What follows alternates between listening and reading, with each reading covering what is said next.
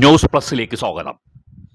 Cinema സ്റ്റൈലിൽ തന്നെ ഇതാ ഒരു സിനിമാ നടൻ ഹോട്ടൽ മുറിയുടെ മൂന്നാമത്തെ നിലയിൽ നിന്നും രണ്ടാമത്തെ നിലയിലേക്ക് ചാടുന്നു. അവിടെ നിന്നും ഒന്നാമത്തെ നിലയിലെ സ്വിമ്മിംഗ് പൂളിലേക്ക് ചാടുന്നു. അവിടെ നിന്നും ഓടി റോഡിലെത്തി ഒരു ബൈക്ക് കൈകാണിച്ച് നിർത്തി അതിൽ കയറി രക്ഷപ്പെടുകയും ചെയ്യുന്നു. ഇതിന് കാരണം പോലീസ് പിന്നാലെ ഉണ്ട് എന്നുള്ളത് കൊണ്ടാണ്. കൊച്ചിയിലാണ് സംഭവം നടന്നത്. ഇന്നലെയാണ് ഈ സംഭവം നടന്നത്. രാത്രി 10:50 സമയം, 11 മണി ആകുന്നതിന് മുമ്പാണ് ഈ സംഭവമെല്ലാം അരങ്ങേറിയത്. കക്ഷി ആരാണെന്ന് അറിയണ്ടേ? മറ്റാരുമല്ല, നമ്മുടെ ഷൈൻ ടോം എന്ന സിനിമാ നടൻ തന്നെയാണ്. അടുത്ത കാലത്ത് ഈ നടൻ ഒരുപാട് വിവാദങ്ങൾ ഉണ്ടാക്കിയിരുന്നു. പക്ഷേ ഇതുമായി ബന്ധപ്പെട്ട് അടുത്ത ദിവസങ്ങളിൽ മറ്റൊരു പരാതിയും വന്നു. അത് നടി വിൻസി അലോഷ്യസിൻ്റെ പരാതിയാണ്. ഷൂട്ടിങ്ങിനിടെ മയക്ക് മരുന്ന് ഉപയോഗിച്ചിട്ടാണെന്നും ഈ മനുഷ്യൻ, ഈ നടൻ, തനിക്ക് നേരെ വളരെ മോശമായ രീതിയിലുള്ള പരാമർശങ്ങൾ നടത്തി എന്നും ചില ശരീരഭാഗങ്ങളിൽ സ്പർശിച്ചു എന്നുമൊക്കെയാണ് നടി വിൻസി അലോഷ്യസ് പരാതി പറഞ്ഞത്. ഫിലിം ചേംബറിനാണ് പരാതി കൊടുത്തത്. പക്ഷേ നടൻ്റെ പേര് പുറത്ത് വരാത്തത് കാരണം ഊഹാപോഹങ്ങൾ മാത്രമാണ് നടന്നിരുന്നത്. ഇപ്പോൾ അത് ഷൈൻ ടോം തന്നെയാണെന്ന് സ്ഥിരീകരിച്ചിട്ടുമുണ്ട്. ഇനി ഇന്നലെ രാത്രി നടന്ന സംഭവത്തിലേക്ക് വരാം. എറണാകുളം ടൗൺ ഹാളിന് സമീപം മെട്രോ ട്രെയിൻ സർവീസുണ്ട്, മെട്രോ സ്റ്റേഷൻ. ഈ മെട്രോ സ്റ്റേഷന് സമീപം ഒരു വലിയ സ്റ്റാർ ഹോട്ടൽ ഉണ്ട്. ഈ സ്റ്റാർ ഹോട്ടലിലാണ് രാത്രി 10:50 ലഹരി വേട്ട നടത്തുന്ന ഡാൻസ് ഓഫ് സംഘം എത്തുന്നത്. ഇവർ അവിടെ എത്തുന്നത് ഒരു ലഹരി വ്യാപാരം നടത്തുന്ന ഒരു വ്യക്തിയെ പിടികൂടാൻ വേണ്ടിയാണ് എത്തുന്നത്. അത് ഷൈൻ ടോം ആയിരുന്നില്ല. പക്ഷേ രജിസ്റ്റർ പരിശോധിച്ചപ്പോൾ ഷൈൻ ടോമിൻ്റെ പേര് ഈ ഡാൻസ് ഓഫ് സംഘത്തിൻ്റെ ശ്രദ്ധയിൽപ്പെടുന്നു. അദ്ദേഹം താമസിക്കുന്ന മൂന്നാമത്തെ നിലയിലെ മുറിയിലേക്ക്, മുറിയുടെ നമ്പർ 314, അവിടേക്ക് പോകാൻ തുടങ്ങുന്നു. ഇത് എങ്ങനെ ലീക്കായി എന്നറിയില്ല. ഈ പോലീസ് നീക്കം മണത്തറിഞ്ഞിട്ടാകണം ഷൈൻ ടോം ചാക്കോ ഈ മൂന്നാമത്തെ നിലയിലെ 314 നമ്പർ മുറിയുടെ ജനലിൽ നിന്നും രണ്ടാം നിലയിലെ ഷീറ്റിലേക്ക് ചാടുന്നു. തുടർന്ന് ആ രണ്ടാം നിലയിൽ നിന്നും ഒന്നാം നിലയിലുള്ള നീന്തൽ കുളത്തിലേക്ക് എടുത്ത് ചാടുന്നു. അവിടെ നിന്നും പടിക്കെട്ടിലൂടി ഓടി താഴത്തെ നിലയിലേക്ക് ഇറങ്ങുന്നു.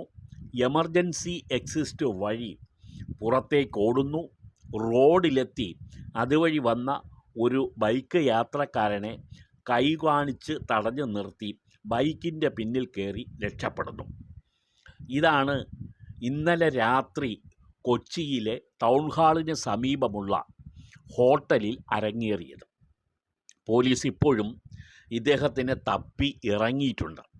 പക്ഷേ പോലീസിൻ്റെ കണ്ണ് വെട്ടിച്ച് ഇത്രത്തോളം സാഹസികമായി ഈ നടന് എങ്ങനെ രക്ഷപ്പെടാൻ കഴിഞ്ഞു എന്നുള്ളതാണ് മറ്റൊരു കൗതുകം.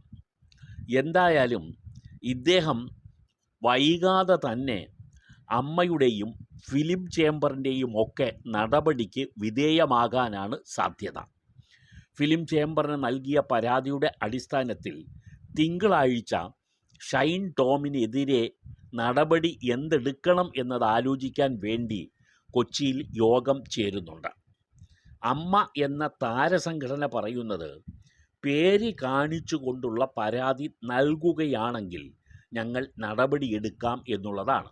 നടി വിൻസി അലോഷ്യസ് ആരാണ് തന്നെ പീഡിപ്പിച്ചതെന്നും ഉപദ്രവിച്ചതെന്നും കാണിച്ചുകൊണ്ട് പേര് സഹിതം അമ്മയ്ക്ക് പരാതി കൊടുത്താൽ അവർ നടപടിയെടുക്കുമെന്നാണ് പറഞ്ഞിരിക്കുന്നത്. അത് അവരുടെ വഴിക്ക് പോകട്ടെ. പക്ഷേ പോലീസിൻ്റെ തീരുമാനം സ്വമേധയാ കേസ് എടുക്കാൻ തന്നെയാണ്. അതായത് ഷൈൻ ടോം എന്ന സിനിമാ നടനെതിരെ ഒരു പോലീസ് കേസ് ഒരുങ്ങിക്കഴിഞ്ഞു. അദ്ദേഹത്തിനെ ചോദ്യം ചെയ്യുക തന്നെ ചെയ്യും. പിടികൂടി കഴിഞ്ഞാൽ ഷൈൻ ടോം പോലീസിൻ്റെ വലയിലാകും, ചോദ്യം ചെയ്യും.